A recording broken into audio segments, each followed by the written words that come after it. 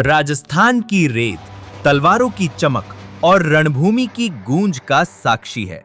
इसी वीरभूमि के नईनाथ गांव में गोमलाडू वंशीय मीना क्षत्रिय परिवार में जन्म हुआ उस शेर का, जिसका नाम सुनते ही दुश्मनों की सांसें थम जाती है।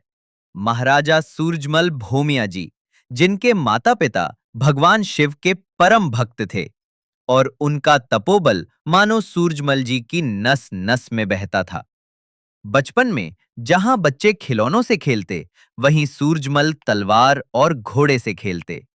भगवान शिव की भक्ति से उन्हें मिला अदम्य साहस और असाधारण शक्ति।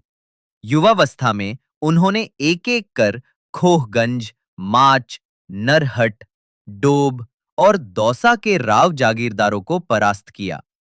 5 भव्य शिव मंदिर सोमनाथ, बैजनाथ, नीलकंठ, गुप्तेश्वर, सहजनाथ उनके पराक्रम और आस्था के प्रतीक बने।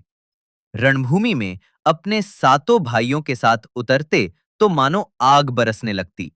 उनकी तलवार की धार इतनी प्रचंड थी कि आमेर के राजा भारमल भी उनसे कांपते थे। यहां तक कि जब एक बार अकबर का सामना सूरजमल से हुआ तो मुगल सम्राट का चेहरा भी पीला पड़ गया। भारमल ने समझ लिया, सूरजमल से टकराना अपने विनाश को न्योता देना है, और उन्होंने अपनी बेटी का विवाह अकबर से कर दिया।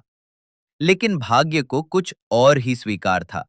दौसा के देवगिरी पर्वत स्थित सागर किले में छलपूर्वक सूरजमल जी का वध कर दिया गया। पर चमत्कार ये हुआ, सिर धड़ से अलग होने के बाद भी उनकी तलवार रणभूमि में गूंजती रही और सैकड़ों दुश्मनों को मौत के घाट उतार दिया। आज भी ढूंढाड़ की मिट्टी में उनकी गाथा गूंजती है। सूरजमल भूमिया जी देवता रूप में अवतरित हुए माने जाते हैं। उनके मंदिरों में आज भी चौथ और सोमवार के दिन मेला भरता है और भक्त सफेद वस्त्र पहनकर हुक्के की भेंट चढ़ाकर उनकी आराधना करते हैं। कहते हैं, जब किसी भक्त पर संकट आता है तो भूमिया जी स्वयं मानव रूप में आकर उसकी रक्षा करते हैं, और कहते हैं, कलयुग में भी अगर कोई देवता जीवित हैं जो सत्य, न्याय और साहस का प्रतीक हैं, तो वो है महाराजा सूरजमल भोमिया जी।